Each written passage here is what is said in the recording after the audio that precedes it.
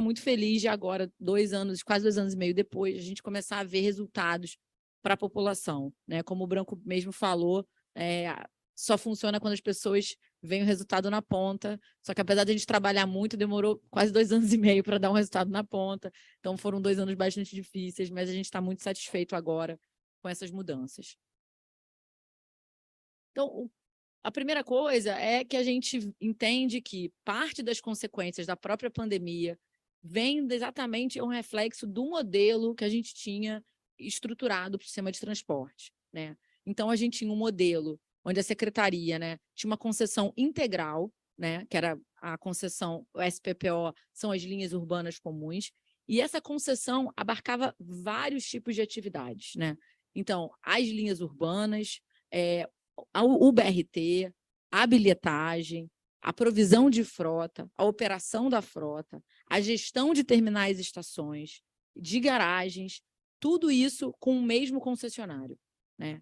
E tão mais importante do que isso é uma concessão integral, sem nenhuma garantia financeira, sem subsídio, ou seja, toda alocação de risco nos operadores, né? Então, com esse modelo, onde você tem um concessionário que faz diversos tipos de atividades diferentes, né, com naturezas muito diferentes, e todo o risco de demanda está alocado nesse operador, quando você tem uma crise econômica que, de 2015, né, mesmo pré-pandemia, diminuiu 1/4 da demanda, a gente perdeu 25% da demanda de passageiros, e aí quando a gente chega na pandemia, a gente chegou a uma queda de 75%, é literalmente impossível que esse concessionário consiga prover todos esses serviços com qualidade, né? Então, diante disso, a gente pensou, bem, é preciso ter um novo modelo de gestão, né? Para resolver não só esse problema, mas diversos outros problemas que a gente também ainda tem de questões com o Ministério Público, de transparência, de acesso a dados. Então, o que a gente desenhou era um sistema onde a gente separava a bilhetagem, ou seja, a arrecadação do setor passa por um concessionário específico, que não pode ser um operador de transporte. Isso resolve vários questionamentos em relação à transparência do Ministério Público, né? Isso foi muito importante, esse movimento, para que, posteriormente, a gente conseguisse o apoio do Ministério Público para subsidiar a operação dos ônibus, e eu vou linkar isso um pouco mais para frente. Então, a gente conseguiu fazer a licitação da bilhetagem, né, onde aí toda a arrecadação paga pelo usuário, passa pela prefeitura, entra numa conta pública de compensação tarifária, que também recebe aporte do Tesouro, o subsídio, e aí remunera os seus sistemas, né? Além disso, a gente entende que a operação de um sistema de BRT e de uma linha urbana são operações muito diferentes, né? Então, o BRT são ônibus articulados, com mecânicas específicas, uma calha segregada, um sistema de alta capacidade. As linhas urbanas têm uma operação muito mais pulverizada, né, e diferenciada na cidade. Então, a gente veio separar esses dois sistemas, né? Foi um processo bastante traumático para o município e eu acho que também para os operadores. Até o João Gouveia, que é presidente da Rio Ônibus, está aí e sofremos semanalmente, né, nessa relação, mas eu acho que, ao fim, eu acho que foi mais saudável para todas as partes. Então, a primeira coisa, que era, acho que era um ponto que esse era o que menos, vamos dizer assim, aparentemente traz resultados para a população, mas para nós, como secretaria, era uma pedra fundamental dessa mudança, era a questão da nova bilhetagem, né? Então, é um modelo onde toda a receita da bilhetagem, né? A informação sobre a bilhetagem, né? Então, você saber exatamente quantas pessoas embarcam, a posição exata desse passageiro, até para você ter dados de demanda e planejar a rede, é muito importante, né? E todos os dados operacionais, né? Agora, dentro do validador, você vai ter o GPS integrado, então você vai saber exatamente onde aquela catracada foi feita, e você vai ter tudo integrado, onde está aquela posição daquele ônibus. O Wagner vai mostrar amanhã também, é um validador novo, com novas funcionalidades, com biometria, que permite várias formas de pagamento, né? E aí a gente permite a gente remunerar os concessionários, né? Então, o que a gente fala é que é o fim da caixa preta. Então, o setor também vivia muito à sombra da imprensa e Ministério Público, Tribunal de Contas, com uma reputação muito ruim de falta de transparência. E eu acho que para quem aqui é gestor e assina, né, A gente sabe o peso que é isso no nosso CPF, né, nas nossas vidas privadas, e que o país, principalmente depois de todo o processo que passou nos últimos anos, né, a gente sabe que há um temor muito maior do próprio servidor de, né, celebrar contratos, aportar dinheiro. Então, é uma segurança necessária para o setor para ele poder receber subsídio de forma mais transparente, mais tranquila. Nesse meio tempo, eu acho também por esse movimento da bilhetagem, a gente conseguiu começar a subsidiar a operação, né? E isso foi um processo importantíssimo. Eu falo de conseguimos sentar num acordo judicial, o judiciário, o Ministério Público, empresas de ônibus e o município, para celebrar um acordo onde você autorizava judicialmente o município a aportar, a subsidiar a operação. Ou seja, feito dessa forma, deu muita segurança para o município de aportar esses recursos.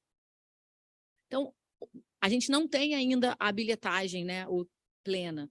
Então, a gente fez um sistema híbrido, né? Enquanto a gente não tem toda a receita da bilhetagem e não paga somente pelo quilômetro as empresas, essa é a nossa visão de futuro.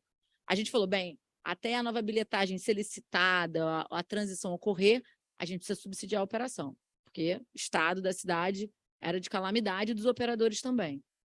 Então, a gente fez um sistema híbrido onde os empresários ainda recolhem a tarifa paga pelo passageiro, que hoje é R$ 4,30, ficam com essa receita. O que o município faz é dar um complemento pagando pelo quilômetro, que hoje está em, mais ou menos arredondando, R$ 3,00, né? Então, a gente dá R$ 3,00 por quilômetro para chegar a uma garantia de uma receita mínima de R$ 9,17 por quilômetro. Então, a gente faz uma estimativa da receita tarifária paga pelo usuário e fala, bem, primeira coisa, a gente fala, ó, esse é o plano operacional do operador. Operador, você vai ter que rodar essas linhas, esse tanto de viagens, esses quilômetros. Aí você pega, ó, para rodar esses tantos quilômetros com uma receita de 9,17, você tem que receber X, a sua receita total. Eu vou calcular que do passageiro você vai receber um tanto. O que falta, eu, município, vou te complementar. Tá? Então, a gente paga a cada quinzena, hoje em dia, um valor que varia entre, mais ou menos, uma média de 25 milhões, 28 milhões de reais para todas as empresas, todos os consórcios, tá? Quinzenalmente a título de subsídio. Então, o nosso orçamento de subsídio do município esse ano está numa casa de 800 milhões de reais, tá? Para o ano inteiro. Por isso, a gente passa do 11º orçamento para o 3º maior orçamento da prefeitura esse ano. Então, o que é muito importante? A gente faz tudo isso e paga essa quilometragem olhando para o GPS que está dentro do ônibus, né? Então, a gente recebe o sinal do GPS, valida que foi feita uma viagem, conta o número de quilômetros daquela viagem e paga. Tá? Então, é um sistema de acesso público que pode ser auditado por qualquer que é usado para essa contabilidade é público, é aberto, os dados são públicos. Então, isso nos garante que qualquer entidade interna e externa pode auditar como é feito esse pagamento. A gente acompanha isso, a gente revisa os dados do passageiro, depois qual foi a receita efetivamente, e se tiver uma diferença de conta, olha, na verdade a receita tarifária foi menor, aí o município vai ter que dar um a mais para completar um 9,17. Foi a menos, a gente vai... então os operadores não vão devolver, mas a gente vai debitar da próxima fatura. Tá? Então, para falar, como é que a gente, né, contabiliza essa viagem? Né? Então, a gente tem uma equipe super pequena de programadores, a gente tem uma equipe de 4 pessoas, tá? Então, não é uma empresa gigante, não são dezenas de pessoas para fazer isso, tá? Dá muito trabalho, mas é possível fazer isso com uma estrutura relativamente pequena, né? A gente faz 3 tipos de verificação para validar uma viagem, né? A gente, primeira é o veículo, né? Então, aqui você tem o ponto.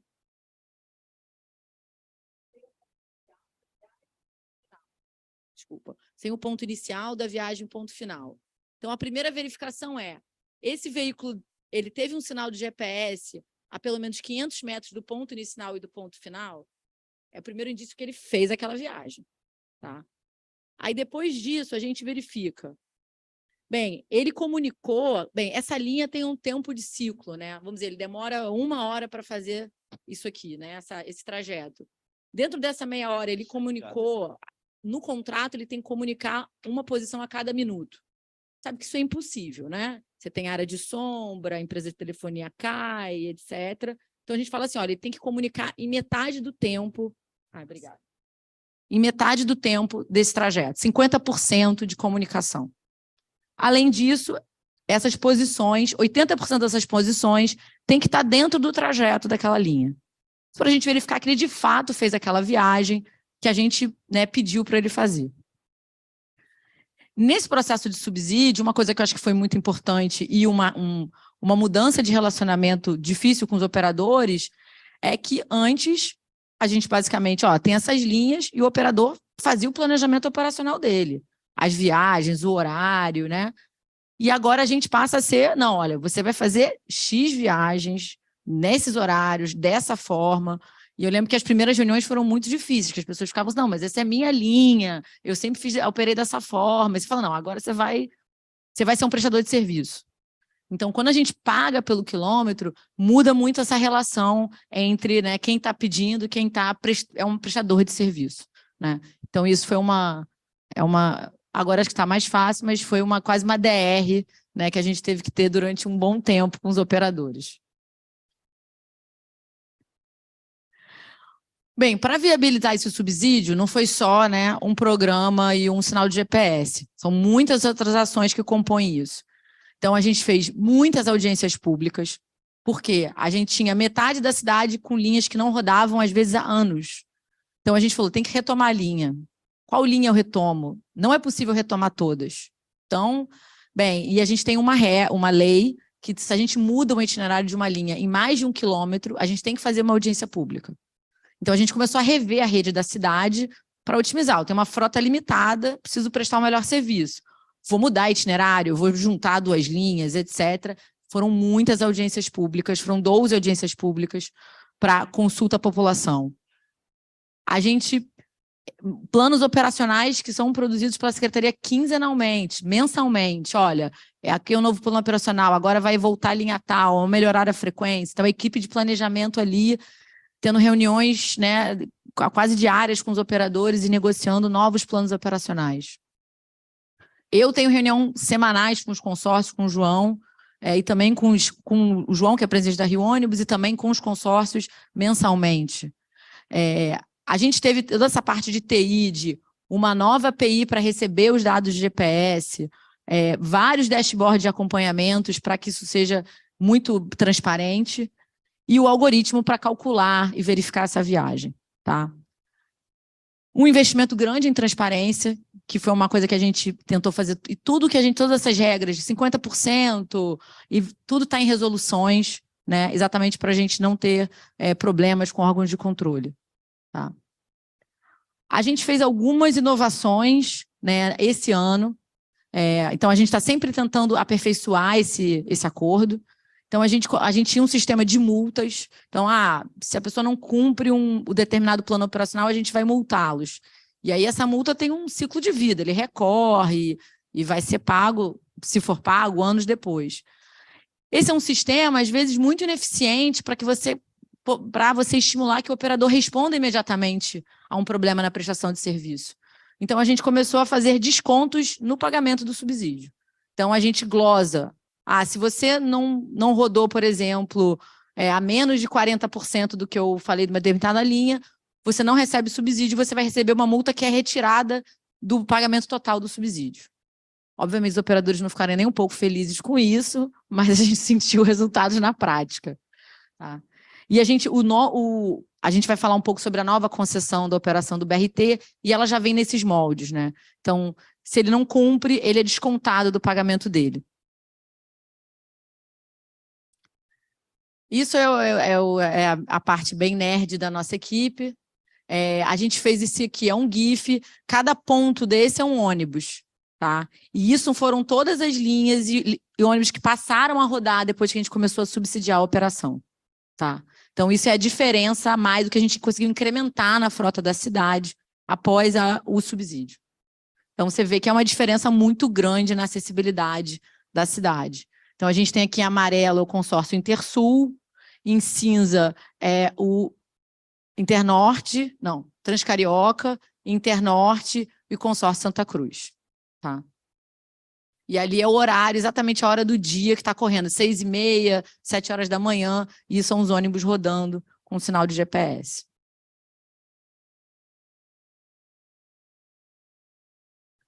Uma outra forma bem palpável de a gente mostrar o resultado, né, é que todos esses pontos em azul eram pontos de ônibus onde não passava nenhum ônibus antes do acordo.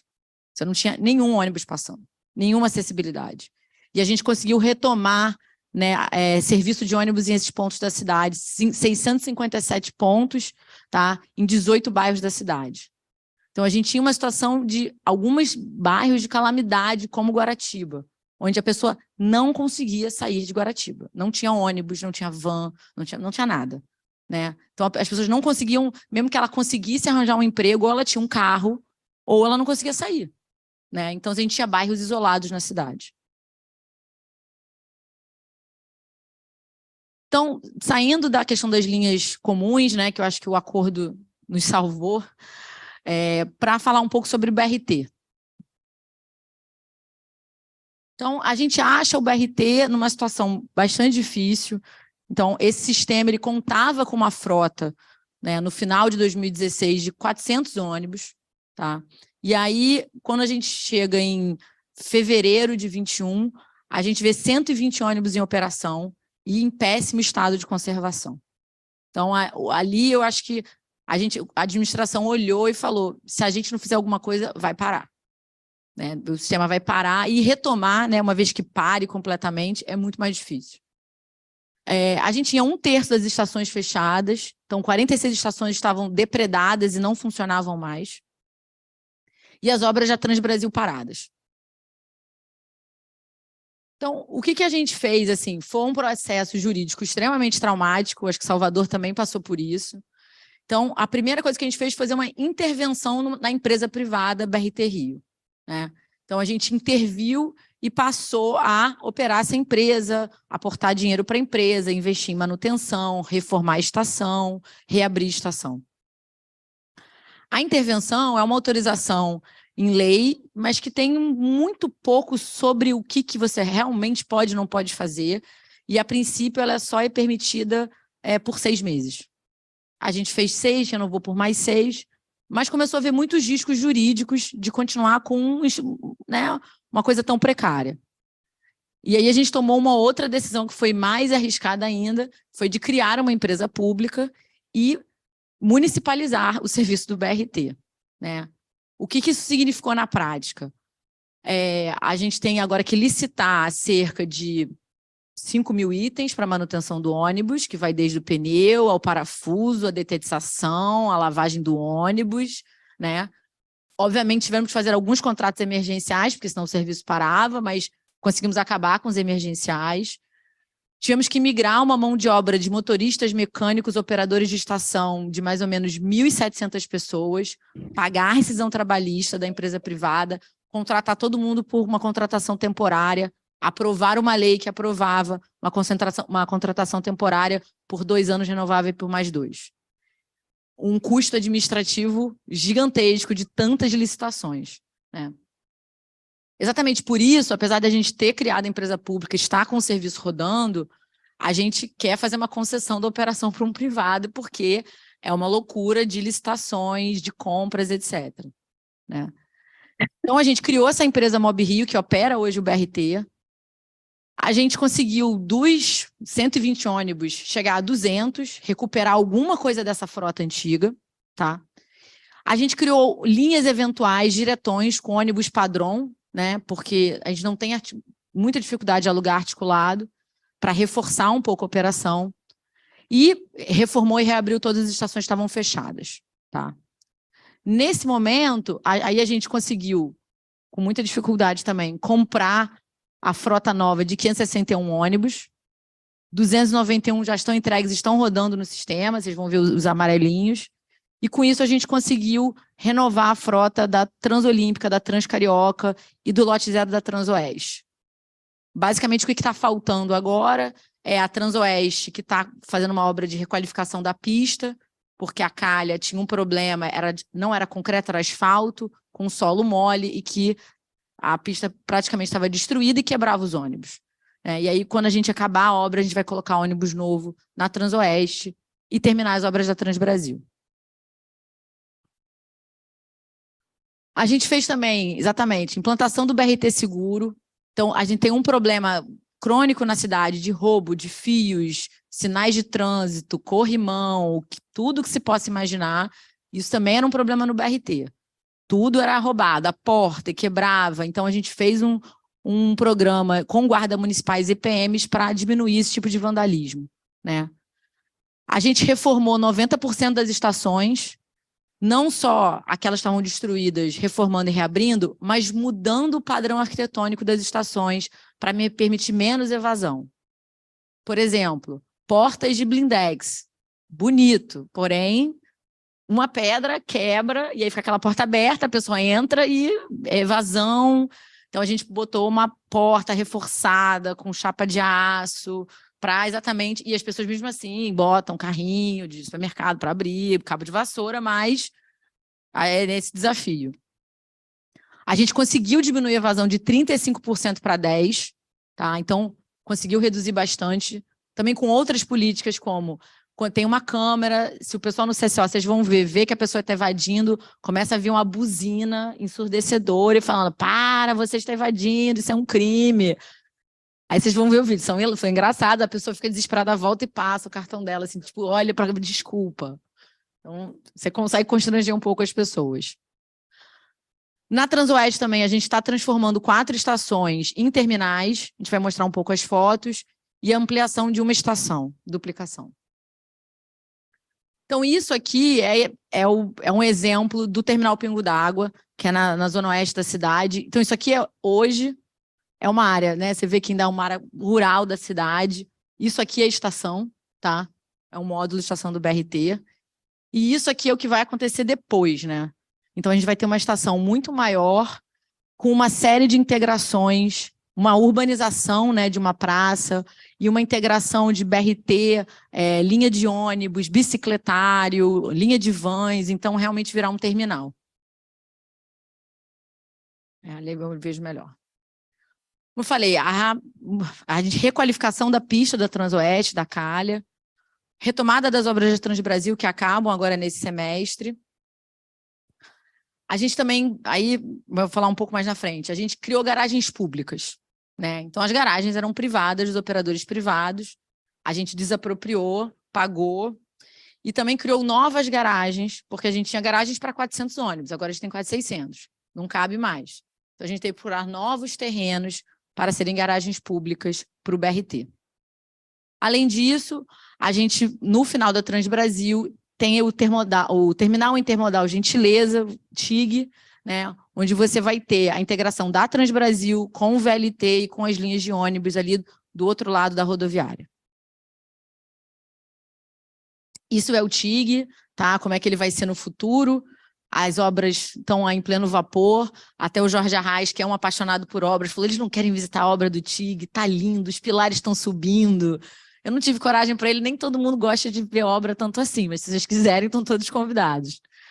Então, a gente está fazendo essa mega obra lá e vai ser uma integração muito confortável, de você vai sair do BRT, literalmente atravessar, e você vai ter o VLT chegando, levando a pessoa para o centro, com integração tarifária, né? Então, você vai ter 3 pernas, o ônibus que vem do Intermunicipal, você pega a Transbrasil e pega o VLT, você vai pagar só uma passagem.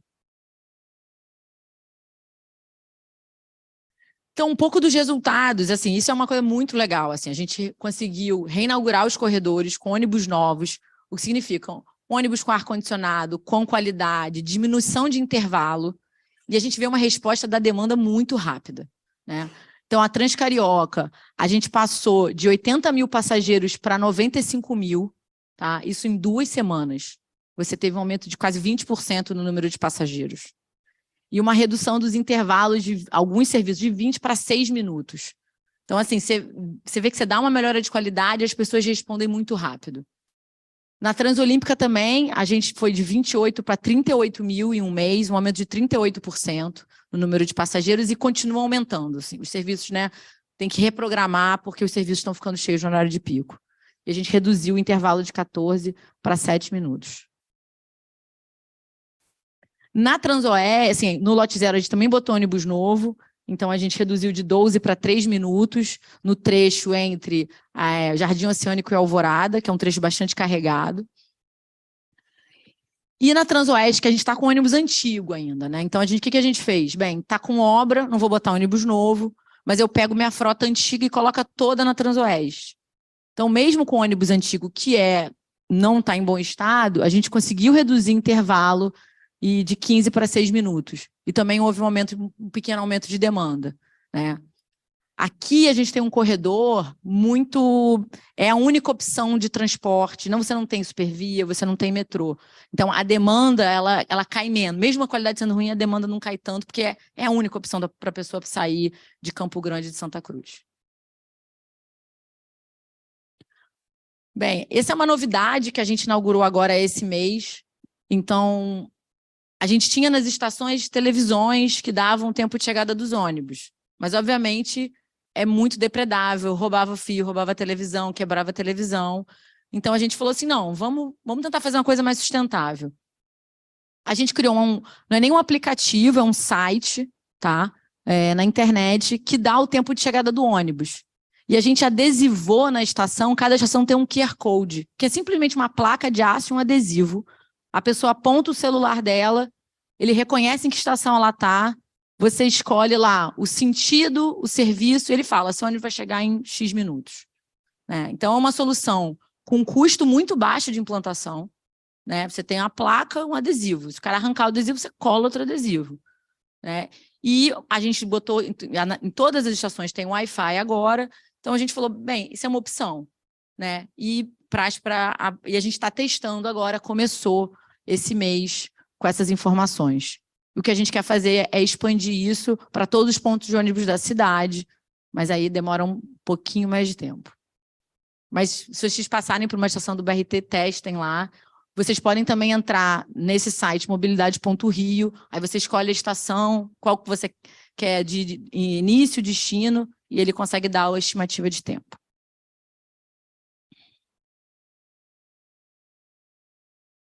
Falando um pouco da nova concessão da operação do BRT. Então, como a gente falou, eu realmente não tenho nenhum desejo, já tive que comprar e emplacar ônibus, né? Os ônibus começaram a chegar, a gente tinha esquecido que a gente tinha que emplacar, que ninguém tinha emplacado o ônibus, né? Então, paga a Duda, leva no Detran, não sei o quê, espera a liberação, emplaca. Então, foi uma experiência, assim, tinham algumas coisas que a gente não sabia que tinha que fazer. E, então, é um custo administrativo gigantesco de muitas licitações. Então, a gente falou, não, a gente tem que... o privado, a gente acredita que o operador privado, o cara que é experiente, ele sabe dirigir ônibus como ninguém e fazer essa operação. Mas a gente falou, bem, o terreno de garagem, ainda mais por cima como o BRT, você tem que ter uma garagem numa posição muito específica, perto do corredor. Se você fizer uma licitação nos mesmos moldes, as mesmas pessoas, você não vai ter competitividade, porque só uma pessoa com um terreno de determinado tamanho, que caiba nos articulados, vai ter, né, capacidade de entrar nessa licitação. Então, a gente falou, bem, vamos fazer uma coisa diferente, vamos criar garagens públicas. E aí, você dando as garagens, qualquer operador de fora do Brasil, de fora do Rio, pode vir operar esse sistema. Ele vai ter todos os insumos. Então, a gente comprou os ônibus, a frota é municipal, disponibiliza o ônibus, a gente disponibiliza a garagem, e aí, qualquer um que saiba dirigir ônibus, entra na licitação e é competitivo. E a gente também fez a questão de, olha, eu vou pagar pelo quilômetro rodado. Então, eu estou tirando todo o seu risco de demanda. Se o ônibus está vazio, vai estar cheio, é o problema do município agora. Mas como a gente falou, a gente tem diversos indicadores que a gente apura, alguns semanalmente, que descontam da remuneração que ele recebe também semanalmente. A ideia é pagar toda sexta-feira para esse operador pelo número de quilômetros que ele rodou. São 3 lotes. A gente também conversou com muitas empresas e muitas falaram, eu não sei se eu estou querendo operar um sistema de 600 ônibus. Então, a gente dividiu em 3 lotes, sendo que a mesma empresa pode entrar nos 3 e ganhar os 3. Né? Então, o lote 1 é a Transcarioca e o lote 0 da Transoeste. O lote 2, a Transbrasil e a Transolímpica. E o lote 3 é a Transoeste. A divisão de lotes também respeita as garagens. Cada lote tem suas garagens e o operador não compartilha a garagem. Né? Então, a Transoeste vem com uma garagem em Paciência, Transbrasil e Transolímpica, uma garagem em Deodoro, e o lote 1 tem 3 garagens, Ramos, Curicica e Cascadura. Porque a gente sabe que compartilhar a garagem, a gente achou que ia ser aí uma intimidade demais para 2 operadores. A gente colocou o preço por quilômetro, tá, para cada lote, fixou por tipo de veículo e lote. Tá, alguma coisa, eu não lembro, mas acho que o padrão é mais ou menos R$10, os articulados 13, mais ou menos isso, reais por quilômetro. E a gente fixou uma outorga mínima por lote. Então, a nossa ideia é que nesse leilão, eu não quero um operador que dê um preço por quilômetro baixo, né? Que o incentivo seja para baixar o preço do quilômetro e talvez diminuir a qualidade. Eu quero uma empresa que veja um potencial de lucro nesse negócio e tenha capital ou crédito para colocar algum dinheiro em cima da mesa. Né? Então, a gente tem uma outorga mínima por lote, mais ou menos 130 milhões, dependendo do lote, um prazo de contrato de 10 anos, são contratos de 2 bilhões por lote, essa é a receita esperada ao longo desses 10 anos. A gente abre os envelopes dia 4 de maio, né? Esperamos que dê tudo certo. Então, falar um pouco dos próximos passos, tá? Dessa requalificação do sistema BRT. Então, agora em maio, acontece a licitação de operação do BRT. Em julho, a gente começa a implantação da nova bilhetagem. Ela começa por todo o sistema BRT e ela tem uma transição que a empresa tem até 1 ano para concluir em todos os modais, ou seja, todas as vans, todos os ônibus, VLT, né, todos os modais da cidade.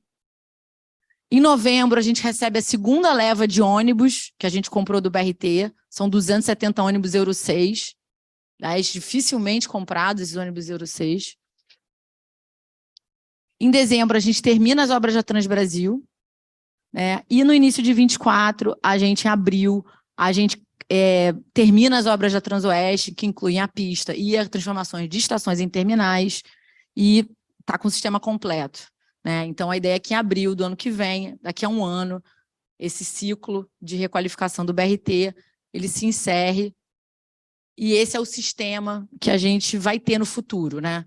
Então, aqui, Jardim Oceânico, a gente tem uma integração com o metrô, Terminal Alvorada, aqui é exatamente a Transoeste, que vai até Campo Grande. Aqui você tem a Transcarioca, ou a Transolímpica em verde, que se une em Deodoro, se liga com a Transbrasil, que é a amarela, chegando até o Terminal Gentileza. A Transcarioca vai do Terminal Alvorada até o Galeão. E com isso a gente fecha esse sistema na cidade. As garagens estão aqui, ó. Então, a gente tem Ramos, Cascadura em azul, Curicica, Deodoro e Paciência. Deodoro e Paciência são 2 garagens que a gente está fazendo do zero. Né? Então, a gente está fazendo a obra também de alguma infraestrutura, as valetas para os ônibus, etc.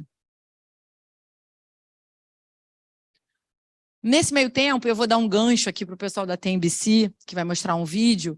Eu sempre sou acusada de ser a secretária dos ônibus, mas a gente tenta fazer outras coisas também.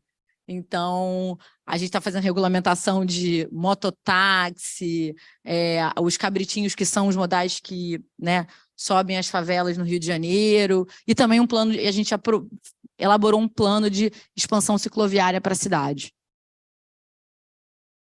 Então, basicamente, a gente fez enquetes virtuais, várias oficinas de participação com a sociedade civil, que inclui a população, os cicloativistas, atletas e o pessoal das entregas, né? Do iFood, que hoje usa muito o sistema de bicicleta para fazer a entrega. Então, os entregadores foram uma parte importante disso, quase uma nova categoria, de fato, e a Pesquisa Nacional de Perfil do Ciclista. A gente olhou, assim, a gente tinha uma rede cicloviária mapeada na cidade. Mas a gente fala, essa rede existe, não existe, está pintado, existe. Então, a gente foi a campo, rodou e entendeu o que de fato existia de ciclovia ou não. Fez uma proposta de uma rede futura que foi validada nessas interações com a população. Aqui, eu estou falando muito sinteticamente, né, é a rede que a gente propõe que seja a rede da cidade seja construída nos próximos 10 anos. Tá? Você vai dobrar o número de quilômetros na cidade. A importância desse marco é que qualquer ciclovia que seja construída na cidade agora tem que seguir o plano, que é muito comum, troca o prefeito, troca o secretário, agora eu vou fazer uma coisa que é diferente. Não, você vai ter que seguir o plano. Então, é um decreto que obriga que você não fuja dessa malha já proposta para a cidade validada. Então, o que a gente tem, mais ou menos, o que a gente espera de resultados? Então, a gente tem uma população que está perto de uma ciclovia hoje de 15%, a gente espera que passe para 60%, acesso a empregos por bicicleta, a escolas, a unidades de saúde, e é uma meta do planejamento estratégico da cidade até 2024, a gente conectar todas as estações de média e alta capacidade com a rede cicloviária. Ou seja, todas as estações do BRT, todas as estações do metrô, da Supervia, sejam conectadas com uma rede cicloviária. Então, isso é uma meta de 100% que a gente espera agora, ano que vem, atingir essa meta. Esse é o QR Code para acessar